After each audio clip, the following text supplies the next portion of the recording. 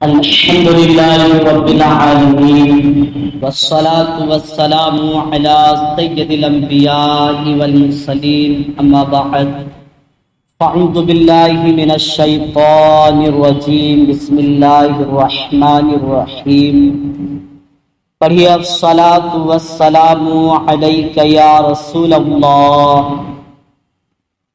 وعلى آلك وأصحابك يا حبيب الله الصلاة والسلام عليك يا نبي الله وعلى آلك وأصحابك يا نور الله نويت سنة الاعتكاف فرمان مصطفیٰ صلی اللہ تعالی علیہ وسلم ہے انما الاعمال بالنیات، یعنی اعمال کا دار و مدار اس کی نیت پر ہے۔ اس لیے آئیے بیان سننے سے پہلے اچھی نیت کر لیتے ہیں کہ اللہ اور اس کے رسول صلی اللہ تعالی علیہ وسلم کو راضی کرنے اور ثواب کمانے کے لیے آپ اسلامی بھائی بیان سنیں گے۔ جو آپ سنیں گے اس پر یاد بھی رکھیں گے، اس پر عمل بھی کریں گے۔ مزید اور جتنی اچھی نیت ہو سکے فرما لیجئے۔ میں اپنے لیے نیت کر لیتا ہوں کہ اللہ اور اس کے رسول کو راضی کرنے اور ثواب کمانے کے لیے بیان کروں گا، نیکی کی دعوت دوں گا، برائی سے منع کروں گا انشاءاللہ عز و جل۔ میرے پیارے اسلامی بھائی، اللہ پاک کے پیارے نبی صلی اللہ تعالی علیہ وسلم کا فرمان عبرت نشان ہے، لوگوں میں سے اس دن یعنی قیامت کے دن سب سے زیادہ حسرت کرنے والا، ندامت کرنے والا انسان وہ ہوگا جس کو دنیا میں مجھ پر درود پاک پڑھنے کا موقع ملا مگر اس نے نہیں پڑھا۔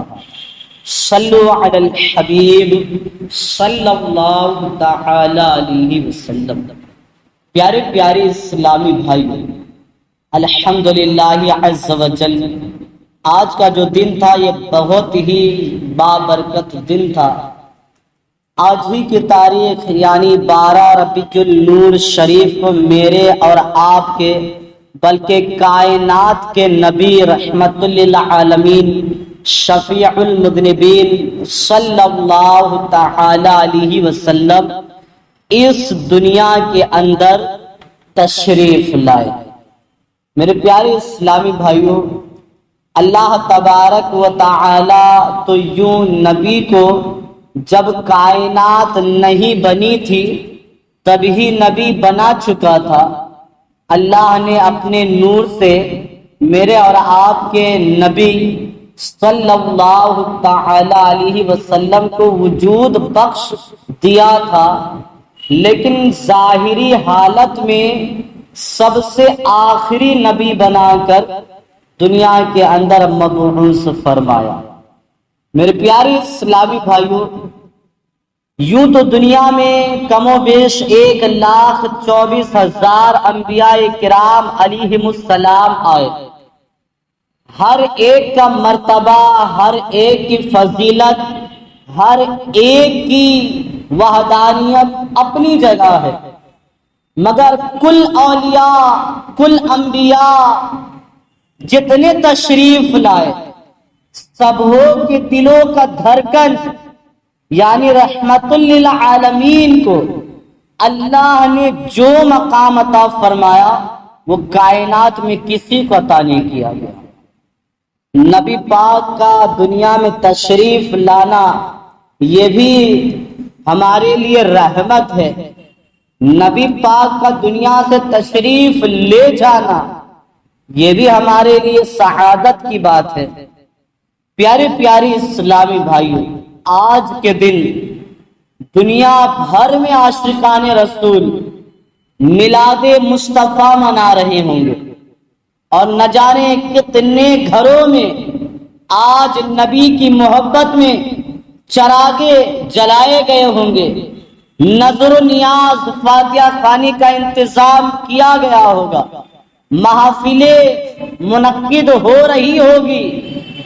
میرے پیارے اسلامی بھائیوں، آج ہم عاشقان رسول بھی انہی میں حصہ لینے کے لیے یہاں بیٹھے ہیں۔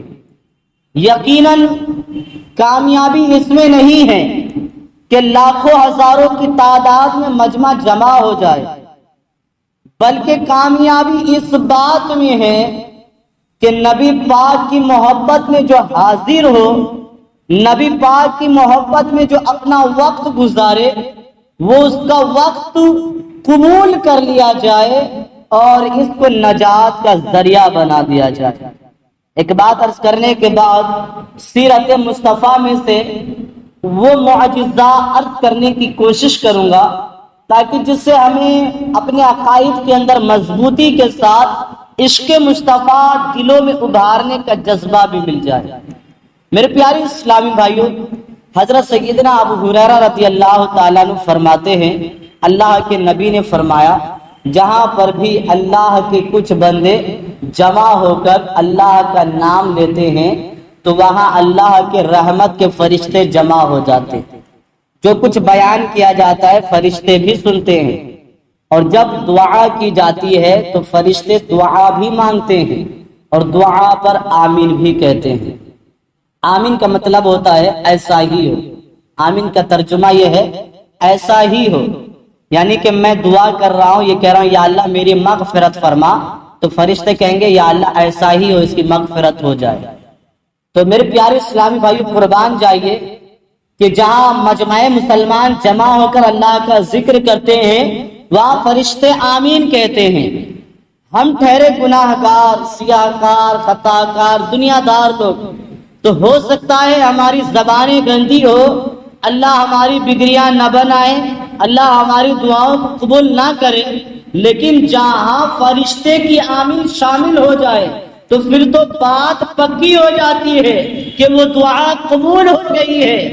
اللہ کے نبی مزید فرماتے ہیں کہ فرشتے جمع ہوتے ہیں، درود پڑھتے ہیں، حتیٰ کہ سلام بھی پڑھتے ہیں، اور جب لوگ ایک دوسرے سے ملنے کے بعد جدا ہوتے ہیں، اپنے اپنے گھروں اپنے اپنے راستے جاتے ہیں، تو فرشتے ایک دوسرے سے گلے ملتے ہیں، ایک فرشتہ دوسرے فرشتے سے گلے ملتے ہیں اور کہتے ہیں کہ دیکھو خوش نصیبوں کا کہ مغفرت یافتہ جا رہے ہیں۔ سبحان اللہ۔ تو میرے پیارے اسلامی بھائیوں، ہمیں ذہن بنانا چاہیے۔ بہت جگہ پر ایسا ہوتا ہے، شیطان ورگلاتا ہے، یار یہ کوئی سننے والا نہیں ہے، میں کیوں ٹائم اپنا گزاروں، اس سے اچھا نہ ہو کہ گھر میں بیٹھ جاؤں، میں اللہ کا نام لے لوں، وہ بھی تو ایک عبادت ہے، یقیناً عبادت ہے، مگر اللہ کے رسول فرماتے جو مجمع مسلمان میں جمع ہو اللہ کے فرشتے اس کا نام لکھتے ہیں، اور جب محفل ختم ہوتی ہے تو یہ اللہ کی بارگاہ میں جاتے ہیں تو اللہ پوچھتا ہے۔ دیکھیں یہ بھی عقیدے کی بات، اللہ سب کچھ جانتا ہے لیکن پھر بھی اللہ فرشتوں سے پوچھتا ہے کہ اے فرشتے بتاؤ روئے زمین پر تم نے کیا دیکھا؟ تو فرشتے رجسٹر پیش کرتے ہیں اور کہتے یا رب کریم یہ بندے ہیں تیرے جو زمین کے اس حصے پر بیٹھ کر تیرا نام لے رہے تھے۔ اللہ کہتا ہے کہ فرشتوں گواہ ہو جاؤ، میں سب کو معاف کر دیا۔ فرشتے کہتے ہیں یا اللہ اس میں گناہگار بھی ہے، بدکار بھی ہے، بہت بگڑے لوگ بھی ہیں، ہاں یہ اللہ کے لیے تیرے لیے بیٹھ گئے ہیں، کچھ وقت عبادت میں گزار لیے ہیں، مگر ہے بہت گناہگار لوگ۔ اللہ کہتا ہے فرشتوں تو گناہگار دیکھ رہا ہے، میں تو یہ دیکھ رہا ہوں کہ یہ بیٹھے کس کی محبت میں ہے۔ بہرحال میرے پیارے اسلامی بھائیوں، میرے نبی پاک 12 ربیع النور شریف صبح صادق کے وقت پیر شریف کے دن عرب کے مشہور شہر مکہ معظمہ میں تشریف لائے۔ آپ کے والدہ کا نام حضرت آمنہ رضی اللہ تعالی عنہ ہے، والد کا نام حضرت عبداللہ رضی اللہ تعالی عنہ، دادا کا نام عبد المطلب، اور بہت سارے چاچا ہیں۔ میرے پیارے اسلامی بھائی، نبی پاک دنیا میں تشریف لائے، اس وقت کا جو ماحول تھا گناہ بھرا ماحول تھا۔ آقا علیہ السلام سے پہلے جو نبی آئے تھے وہ عیسیٰ علیہ السلام تھے، عیسیٰ علیہ السلام کو دنیا میں نبی بن کر تشریف لائے ہوئے کئی 100 سال گزر چکے تھے. نبی کو دنیا سے گئے ہوئے کئی 100 سال گزر گئے تو نہ جانے کتنی نسلیں پھر چلی. تو جو عیسیٰ علیہ السلام کے زمانے کے قریب کے تھے تو عیسیٰ علیہ السلام نے جو حکم دیا تھا کہ دیکھو میرے بعد نبی آئیں گے، وہ آخری نبی ہوں گے، ان کی یہ نشانیاں ہیں، تمہیں اگر کامیابی چاہیے تو ان کے طریقے پر چلنا ہوگا، ان کے اسلام کو فالو کرنا ہی ہوگا، تب جا کے کامیاب ہوگے. تو جو قریب کے لوگ تھے کچھ لمحہ تک تو اس پر ٹکے رہے، لیکن نسل در نسل چلتا رہا تو لوگ شریعت عیسیٰ کو بھول چکے تھے. اب وہ یہ سمجھ گئے تھے کہ نبی نہیں آنے والے ہیں، اب کوئی نبی نہیں، ورنہ صدیوں گزر گئے ہیں، نبی آنا ہوتا تو آ جاتے. اب لوگ اپنی اپنی مرضی کی زندگی گزارنے لگے. ایسے میں میرے اور آپ کے آقا دنیا میں تشریف لائے، نبی پاک دنیا میں تشریف لائے، بچپنا سے جو کچھ ہوا بہرحال وہ تاریخ اسلام میں بے مثل و بے مثال ہے. مگر نبی پاک کا بچپنا ان کافروں کے بیچ میں گزرا، ان اللہ کے نافرمانوں کے بیچ میں گزرا. یہ کافر، یہ مشرک، یہ سب دیکھتے تھے. نبی کا بچپن بھی نرالا تھا، نبی کی جوانی بھی نرالی، لیکن جب نبی ظاہری عمر کے اعتبار سے 40 سال کے ہوئے تو نبوت کا اعلان فرمایا. مکے والے کو جمع کیا، کہا کہ مکے والوں بتاؤ کیا کبھی تم نے مجھے جھوٹ بولتے ہوئے دیکھا ہے؟ کہا کہ نہیں، ہم نے کبھی جھوٹا آپ کو پایا ہی نہیں. کیا تم نے کبھی خیانت کرتے ہوئے دیکھا ہے؟ کہا کہ کبھی نہیں. کیا تم نے کوئی عیب، کوئی برائی مجھ میں دیکھی ہے؟ تو ہر ایک دشمن بھی کہہ رہے تھے نہیں، آپ کے اندر کوئی عیب نہیں، آپ تو بے عیب ہے. تو میرے مصطفیٰ کریم عرب کے تمام لوگوں کے درمیان کھڑے ہو کر فرماتے کیا میں یہ کہوں کہ اس پہاڑ کے پیچھے یہ ہو رہا ہے تو تم مان لو گے؟ کہا کہ ہاں ہم مان لیں گے، کیونکہ 40 سال ہمارے درمیان گزارے ہیں آپ نے، آج تک ہم نے کبھی آپ کو جھوٹا پایا ہی نہیں، آپ تو صادق ہیں. ہم مان لیں گے کہ آپ ہمیں جو بتا رہے ہیں کہ پہاڑ کے پیچھے ایسا ہو رہا ہے تو واقعی ہو رہا ہوگا. تو نبی پاک کہتے ہو پھر سن لو کہ میں ایک اللہ کو مانتا ہوں، میں ایک اللہ کو مانتا ہوں، اور اس اللہ نے مجھے تمہارا نبی بنا کر بھیجا ہے، مجھے نبوت دی گئی ہے، تم مجھے نبی تسلیم کرو، میرا کلمہ پڑھو اور ایمان لاؤ، مسلمان ہو جاؤ. تو لوگ بچھڑ گئے، منتشر ہو گئے، پھر نبی پاک کے دشمن بن گئے کہ یہ کیا، ہم نے ان پر بھروسہ کیا، مانا کہ ان کی زندگی میں کوئی عیب نہیں، کوئی برائی نہیں، یہ بے مثل و بے مثال ہے، سب سے اچھے ہیں، سب سے برتر ہے، سب سے اعلیٰ ہے، کیا ہم انہیں نبی تسلیم کر لیں؟ نہیں مانے یہ لوگ. پھر ابو جہل کے پاس آئے، ابو جہل سے کہا ابو جہل ہم لوگوں میں زیادہ عقل مند تو ہے، کیا تجھے شریعت کے معاملے میں زیادہ علم ہے؟ ہم سے پہلے جو نبی تھے وہ نبی سے لے کر اب تک کیا تیرے پاس اتنی صلاحیت ہے کہ تو جج کر سکے کہ کیا یہ نبی واقعی ہے، ہم اس کو نبی مانی یا نہ مانے؟ تو ابو جہل تو چونکہ تھا یہ دشمن، اسلام کا سب سے بڑا گنڈا، تو یہ کیسے کہتا کہ ہاں یہ نبی ہے؟ انہیں تو سچ بھی جھوٹ نظر آتا تھا. تو اس نے کہا کہ دیکھو میرا ایک دوست ہے، میرا ایک دوست ہے جس کو شریعت کا بہت علم ہے، نبوت کے بارے میں اس کو بہت جانکاری ہے، وہ اتنا ماہر ہے کہ وہ بڑے سے بڑے لوگوں کو اپنے پاس ٹکنے نہیں دیتا ہے. اگر کوئی شاعری میں بات کرے تو میرا دوست شاعری میں جواب دیتا ہے اور اس کو زیر کر دیتا ہے.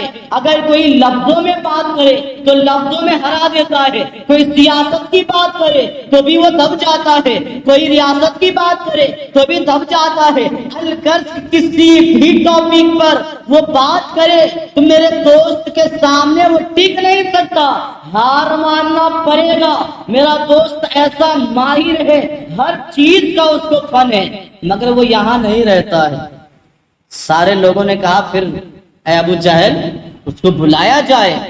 کہا کہ ہاں میرا دوست یمن میں رہتا ہے، اس کا نام حبیب ہے، حبیب یمنی کو میں ایک خط لکھوں گا، فاسٹ بہت تیز رفتار میں خبر دینے والے کو بھیجوں گا، وہ بہت جلد جائے گا اور حبیب یمنی کو بلا کر لائے گا۔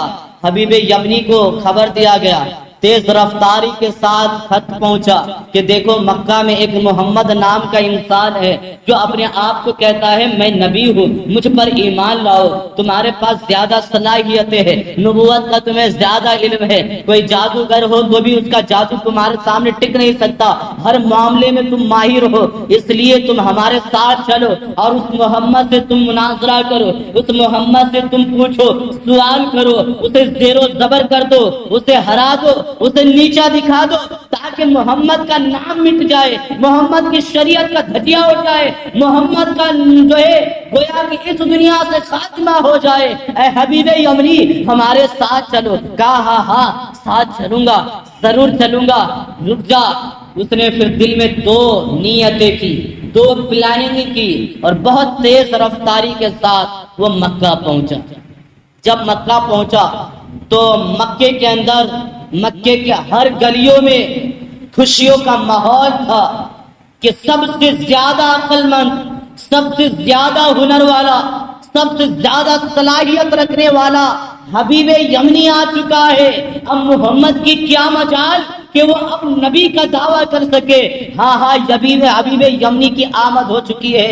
ہر طرف شور تھا، ہر طرف چرچے ہو رہے تھے، خوشیوں کا ماحول تھا۔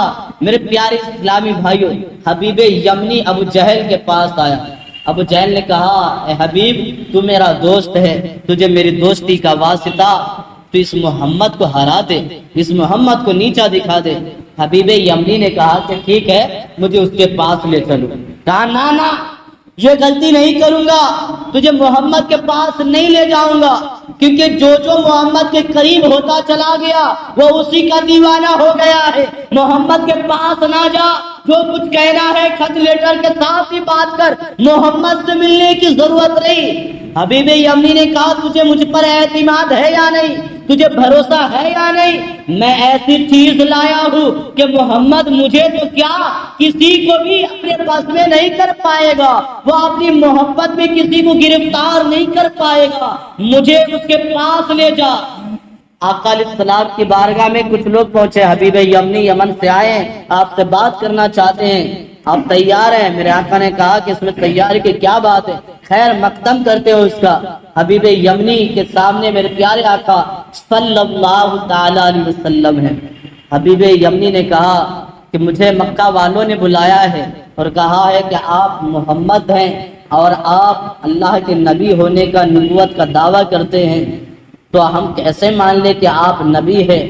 اس لیے میری شرط ہے کہ آپ میرے دو سوال کو پورا کرے، اگر آپ پورا کر دیتے ہیں تو میں آپ کو نبی تسلیم کر لوں گا، میں آپ پر ایمان لے آؤں گا۔ میری پہلی شرط یہ ہے کہ جو یہ آسمان میں چاند نظر آ رہے ہیں آپ اس چاند کو دو ٹکڑے کر دے، کیونکہ دنیا کا چاہے کتنا ہی طاقتور انسان ہو، دنیا کا چاہے کتنا ہی بڑا جادوگر ہو، وہ لوگوں کی آنکھوں پر نظر کر سکتا ہے، وہ لوگوں پر جادو کر سکتا ہے، وہ زمین کی کسی چیز پر جادو کر سکتا ہے، لیکن آسمان پر کسی جادوگر کا جادو اثر نہیں کرتا ہے۔ اس لیے آپ چاند کے دو ٹکڑے کر دے تو میں سمجھ لوں گا کہ آپ نبی ہیں۔ میری دونوں شرطیں پوری ہو گئی تو میرے پیارے آقا علیہ السلام مسکرانے لگے۔ پتا ہے کیوں مسکرانے لگے؟ عبداللہ بن عباس رضی اللہ تعالیٰ عنہ فرماتے ہیں کہ جب میرے آقا علیہ السلام چھوٹے تھے، عمر میں بظاہر بچے کی جو ہے عمر کے تقاضے میں تھے، تو میرے آقا جھولا میں بیٹھ کر چاند سے کھیلا کرتے تھے۔ اب عبداللہ بن عباس کہتے ہیں میں نے دیکھا کہ آقا علیہ السلام جدھر جدھر انگلی کرتے تھے چاند ادھر ادھر جاتا تھا، ادھر گھومتا تھا۔ آقا علیہ السلام سے میں نے پوچھا آقا یہ آپ کے انگلی کے اشارے پر چاند کیوں گھومتا تھا؟ میرے نبی نے فرمایا ہے اب عباس تجھے پتا ہے یہ چاند مجھے لوریا دے دے کر کھلایا کرتے تھے، میں ان چاند سے کھیلتا تھا، یہ میرا کھلونا ہے۔ میرے پیارے اسلامی بھائیوں، یہ نبی کے لیے چاند کے دو ٹکڑے کیا حیثیت رکھتی ہے؟ میرے آقا مسکرائے اور کہا ابھی یمنی بس یہی چھوٹی سی بات ہے، یہی چھوٹی سی بات، آجا پہاڑ پر جبل ابو قبیس پہاڑ پر میرے آقا پہنچے۔ اوپر چڑھنے کے بعد پورے مکے کے لوگ جمع ہے، ہر ایک کی نظر آسمان پر ٹکٹکی باندھ کر ٹھہری ہوئی ہے کہ چاند کے دو ٹکڑے ہونے والے ہیں۔ میرے آقا نے چاند کو اشارہ کیا، قرآن کی آیت اقتربت الساعۃ وانشق القمر، ترجمہ کنز الایمان کہ پاس آئی قیامت اور شق ہو گیا چاند، پھٹ گیا چاند، دو ٹکڑے ہو گئے چاند۔ میرے آقا نے اشارے کیے چاند کو یوں، تو چاند دو ٹکڑے میں بیٹھ گیا۔ ایسا نہیں پکا جیسے آج تصویروں میں دیکھتے ہیں چھوٹا سا بیچ میں غائب ہوتا، نہیں نہیں، میرے آقا کو معلوم تھا یہ مکے والے بڑے ہوشیار ہیں، یہ بعد میں مکر جائیں گے، یہ نہیں مانیں گے۔ چاند کو اتنا جدا کر دیا کہ تاریخ اسلام میں واضح حدیث ملتی ہے کہ جبل ابو قبیس کے پہاڑ کے ایک طرف ایک حصہ، دوسری طرف چاند کا دوسرا حصہ تھا، اور آقا نے فرمایا اے حبیب یمنی دیکھ لیا چاند کو، دیکھ یہ دو ٹکڑے ہو چکے ہیں۔ لوگ نے کہا کہ معاذ اللہ محمد نے تو اب آسمان پر بھی جادو کر دیا۔ جس کے نصیب میں ایمان نہیں لکھا ہوتا نا، قرآن کی آیت ختم اللہ علی قلوبہم وعلی سمعہم، اس کی آنکھوں پر دلوں پر مہر لگ جاتی ہے، لاکھ نصیحت کی باتیں کرے، لاکھ اس کے سامنے قرآن حدیث کی باتیں کرے، اثر نہیں کرے گی۔ جن لوگوں کے مقدر پھوٹے ہوتے ہیں ان لوگوں کے مقدر میں نبی کی محبت یا ایمان کی دولت نہیں ہوتی ہے۔ لوگ کہنے لگے معاذ اللہ محمد نے تو چاند پر بھی اشارہ کر دیا، مگر حبیب یمنی سمجھدار تھا، اللہ نے اس پر کرم کیا۔ حبیب یمنی نے کہا ایک بات تو پوری ہو گئی۔ آقا نے فرمایا نہ اتنے پہ نہیں، یہ چاند کے دو ٹکڑے کیے، دیکھ لے جی بھر کے جتنا دیکھنا ہے۔ جن لوگوں نے کہا کہ معاذ اللہ یہ آسمان پر جادو اثر کر گیا ہے، میرے آقا نے فرمایا فلاں فلاں جگہ پر قافلہ جا رہا ہے، فلاں بستی میں فلاں کام ہو رہے ہیں، ان لوگوں کو بلا کر پوچھ لو کہ یہ چاند دو ٹکڑے ہوئے ہیں یا نہیں۔ لوگوں نے بڑے بڑے جادوگروں کو بلایا، نجومیوں کو بلایا، کائنوں کو بلایا اور کہا کہ بتاؤ تم اپنے جادوؤں کے اثر سے کہ یہ چاند دو ٹکڑے ہوئے ہیں۔ جادوگروں نے بھی گواہی دی، ہاں چاند کے دو ٹکڑے ہوئے ہیں۔ میرے آقا نے فرمایا ہے حبیب اسے ایسے ہی رہنے دوں یا چھوڑ دوں؟ میرے آقا نے صرف چاند کے دو ٹکڑے نہیں کیے، چاند کو توڑا بھی، اشارہ کر کے پھر جوڑا بھی۔ اگر میرے آقا چاند کو نہیں جوڑے ہوتے تو آج ہوئے زمین پر ایک چاند نمودار نہیں ہوتا، بلکہ دو دو چاند نظر آتے۔ میرے آقا کا کرم تھا کہ چاند کو پھر جوڑ کے بھی دکھایا۔ حبیب یمنی نے کہا کہ پہلی شرط میں مان لیا کہ آپ نے پوری کر دی۔ میرے آقا نے فرمایا کہ دوسری جو شرط تیری ہے وہ تو بتائے گا یا میں بتاؤں؟ یہ بھی ایک غیب کی خبر ہے۔ دیکھیں لوگ کہتے ہیں کہ نبی کو غیب کی خبر نہیں، وہ نبی ہو ہی نہیں سکتا جس کو غیب کی خبر نہیں۔ یہ تو میرے آقا ہے، حضرت عیسیٰ علیہ السلام کو بچے سے بہت محبت تھی، سب کو بلاتے، جمع کرتے، کھیلتے، بچوں کو دلال پیار کرتے، اور وہ زمانے میں جو ٹافیاں ہوتی تھی کھانے پینے کی چیز بچوں کو دیتے اور کہتے بیٹے جاؤ تمہارے گھر تمہاری امی نے یہ پکایا ہے، فلاں فلاں جگہ پر تمہاری امی رکھ دی ہے، جا کر لے لینا۔ تو بچے جاتے اور وہاں سے اٹھا لیتے۔ کوئی بچے جاتے ماں سے مانگتے، ماں کہتے تھے کہ نہیں ہے گھر میں، کہتے تو جھوٹ بول رہی ہے، وہاں فلاں جگہ پر رکھا ہے، جا کر بچے لے لیتے تھے۔ تو جب یہ معاملہ بہت تیزی کے ساتھ ہوا کہ عیسیٰ علیہ السلام بچے کو غیب کی خبر بتاتے، تو ماں نے بچوں کو عیسیٰ علیہ السلام کے سامنے جانے سے روک دیا، گھروں میں بند کر دیا۔ عیسیٰ علیہ السلام کو بچے کی محبت ہی تڑپنے لگے کہ یار بچے کئی دن ہو گئے ملنے نہیں آئے۔ سب کے گھر گئے، پوچھا بچے کہاں ہیں؟ کہا کہ بچے نہیں ہیں۔ بہت سارے بچے تھے جس کو کمرے میں، گھر میں، ایک روم میں بند کر دیا گیا۔ پوچھا گیا کہ یہ اس گھر میں کون ہے؟ بچے ہیں اس گھر میں۔ لوگوں نے جھوٹ بولتے ہوئے، ان کے ماں باپ نے جھوٹ بولتے ہوئے کہا یہ بچے نہیں سور ہے۔ سور کا نام لینے سے یاد رکھے ناپاک نہیں ہوتے۔ بہت لوگوں کے ذہن میں یہ غلط فہمی ہے، بہت لوگ بولتے ہیں زبان ناپاک ہو گیا تو ناپاک ہو گیا تو اب 40 دن تک ناپاک نہیں۔ اس کا نام لینے سے ناپاک نہیں ہوتے، کیونکہ اس کا نام قرآن میں ذکر کیا گیا ہے۔ ہاں اگر اس کا جسم ہمارے جسم سے ٹچ ہو جائے تو ہم ناپاک ہو جائیں گے، چاہے وہ صاف ستھرا ہی کیوں نہ نظر آتا، لیکن کتے کا معاملہ اس سے الگ ہے. اگر کتا اگرچہ اس کا لعاب تھوک ناپاک ہے کتے کا، اگر اس کا تھوک بڑھ جائے تو وہ ناپاک ہو جائیں گے، لیکن اگر کتا ہمارے بدن سے سٹ گیا اور اس کے جسم میں نجاست نہیں لگی ہے، سوکھا ہے، تو ہم ناپاک بھی نہیں ہوں گے. بہرحال یہ شریعتی مسئلہ ہے، کیونکہ بہت سارے لوگ نماز وغیرہ پڑھنے آتے ہیں، کبھی اتفاق ہوتا ہے تو پھر وہ سوچتے میں تو ناپاک ہو گیا. تو بہرحال کہ عیسیٰ علیہ السلام کو کہا کہ اس میں جو ہے یہ ناپاک جانور ہے. عیسیٰ علیہ السلام نے کہا کہ یہ واقعی ناپاک جانور ہے؟ کہا ہاں ناپاک جانور، اس میں ہمارے بچے نہیں ہیں. کہا پھر ایسا ہی ہو. جب نبی کی بات کو ٹھکرائی جاتی ہے تو پھر ایسا ہی ہوتا ہے. لوگوں نے گھر کھولا تو دیکھا وہ بچے وہ جانور میں تبدیل ہو چکے تھے. تو یہ تو عیسیٰ علیہ السلام کی بات ہے کہ وہ غیب کی خبر جانتے، میرے نبی نہ جانے. یہ عقل کے اندھے لوگ ہیں جس کو سمجھ میں نہیں آتا.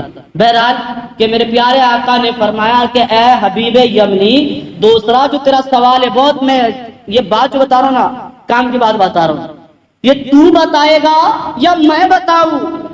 حبیب یمنی نے کہا یا رسول اللہ یہ بات آپ بتا دیں تو آپ کی مہربانی عنایت ہوگی.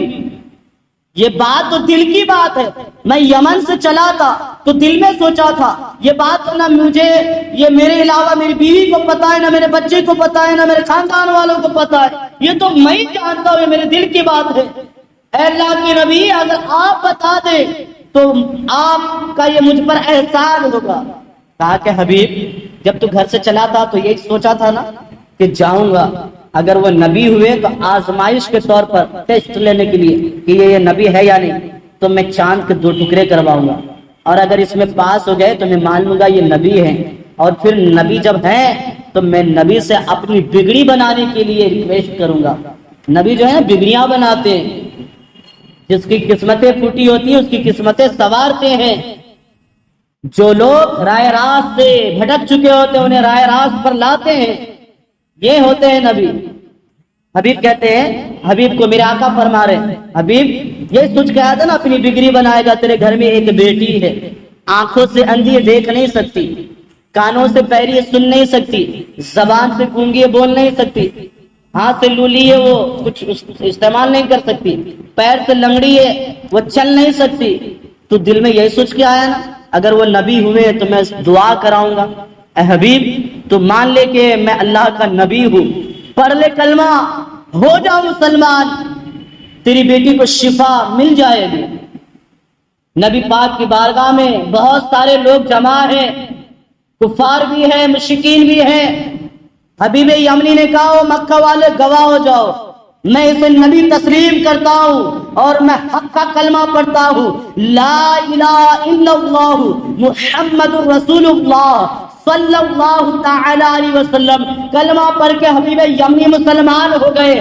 ابو جہل کہا اے میرے دوست میں تو بلایا تھا محمد سے بغاوت کرنے کے لیے، میں تو بلایا تھا محمد کو نیچا دکھانے کے لیے، میں تو بلایا تھا محمد کا مذاق اڑانے کے لیے، میں تو بلایا تھا محمد کے شریعت کو جو ہے پیچھے چھوڑنے کے لیے، مگر تو اس کا ہو گیا.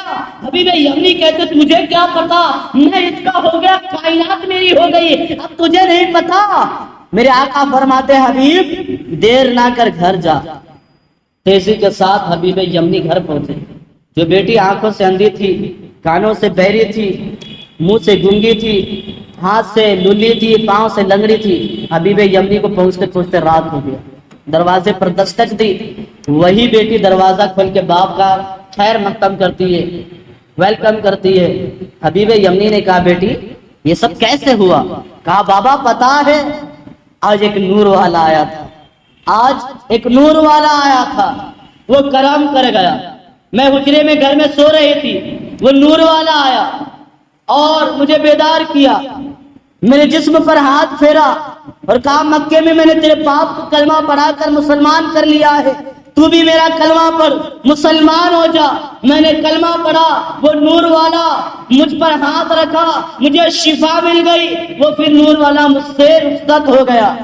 میرے پیارے اسلامی بھائیو یہ ہے میرے آقا کی حقیقت، یہ ہے میرے آقا کا معجزہ. آپ کو پتا ہے کہ حضرت ابو ہریرہ رضی اللہ تعالیٰ عنہ جتنا حدیث ہے نا نبی کی، جب نبی جو بولے جو کرے اس کو حدیث کہتے ہیں، یا پھر صحابہ جو کر رہے ہوں اور نبی پاک نے دیکھا لیکن کچھ ٹوکا نہیں، یہ نہیں بولا یہ برا ہے ایسا نہیں کرنا چاہیے، خاموش، تو وہ بھی نبی کی نظر میں آ گیا تو وہ حدیث بن جاتی ہے۔ اب حدیث کی الگ الگ قسمیں ہوتی ہیں، لیکن سب سے زیادہ حدیث روایت کرنے والے اگر کوئی صحابی ہے تو وہ ابو ہریرہ رضی اللہ تعالیٰ عنہ۔ ابو ہریرہ رضی اللہ تعالیٰ عنہ کا نام ابو ہریرہ نہیں ہے، آج عرض نہیں کروں گا، کبھی موقع ملا تو بولوں گا، یہ بھی ایک راز کی بات ہے، کسی وجہ سے نبی نے آپ کو یہ لقب دیا ابو ہریرہ۔ تو سب سے زیادہ نبی کی حدیث کو روایت کرنے والے ابو ہریرہ رضی اللہ تعالیٰ عنہ۔ آقا علیہ السلام کے پاس تشریف لائے اور رونے لگے۔ آقا نے فرمایا او ابو ہریرہ کیوں رو رہے ہو؟ کہا یا رسول اللہ بات یہ ہے کہ میری ایک بری ماں ہے، میری ایک بری ماں ہے، وہ آپ کو برا بلا کہتی ہے، مجھے غصہ میں چھوڑ کر چلے آیا، لیکن اب حیرت یہ ہے مجھے افسوس ہوتا ہے بری ماں کیسے وہ اپنا کام کرے گی، اپنا خیال کیسے رکھے گی۔ میرے آقا فرماتے ابو ہریرہ چھوڑ کر بھی آ گیا اور افسوس بھی کر رہا ہے، کیا چاہتا ہے؟ آقا دعا نہیں کر دیتے میری ماں کے لیے، آپ ہاتھ نہیں اٹھا دیتے، تاکہ دعا چاہتا ہے۔ میرے آقا نے یہاں ہاتھ اٹھایا، نبی سے پوچھا نہیں یا رسول اللہ آپ دعا کے لیے ہاتھ اٹھا لیے، یہ فلاں دعا کرے، یہاں نبی پاک نے یوں ہاتھ اٹھایا اور وہاں ابو ہریرہ دوڑنے لگے۔ لوگوں نے دیکھا، روکا، کہا او ابو ہریرہ وہ دھیمی چال چلنے والے، آہستہ آہستہ چلنے والے آج کیوں تیز جا رہا ہے، کیوں بھاگ رہا ہے، کیوں دوڑ رہا ہے؟ ابو ہریرہ کہتے لوگوں نہ روکو، آج دیکھنا چاہتا ہوں کہ پہلے محمد کی دعا میرے گھر پہنچتی ہے یا ابو ہریرہ پہنچتا ہے۔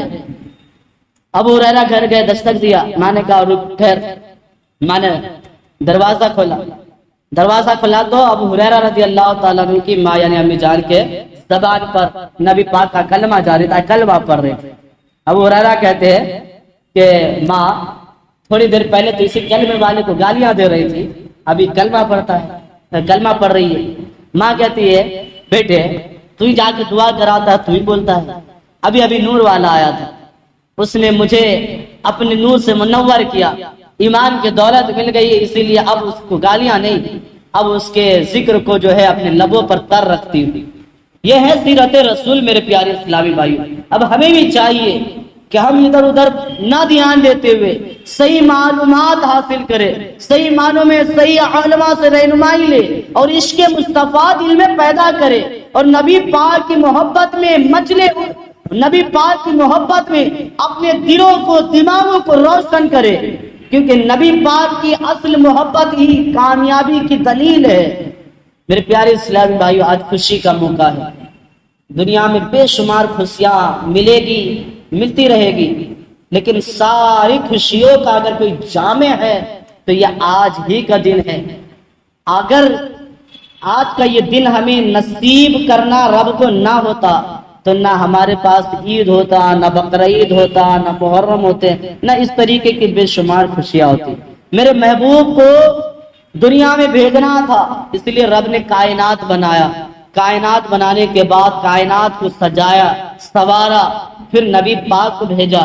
اسی نبی پاک کے صدقے میں دنیا کا ہر شے ہمیں نصیب ہوا ہے، تو اس لیے ہمیں چاہیے کہ آنکھ بند کر کے نبی پاک کی محبت کو تسلیم کرے اور نبی پاک کے محبت میں جتنا ہو سکے صدقہ خیرات کرے، گھروں میں فاتحہ خوانی کرے، اس طریقے سے درود و پاک کو اپنے لبوں پر رکھے کہ درود پاک کی بھی بے شمار فضیلتیں ہیں۔ اللہ تبارک و تعالیٰ کی بارگاہ میں دعا ہے اللہ تعالیٰ حقیقی محبت ہمیں اپنا اور اپنے نبیوں کا، اپنے ولیوں کا، اپنے نیک بندوں کا عطا فرمائے اور اللہ تعالیٰ ان کے صدقے ہماری بگڑیوں کو بنائے۔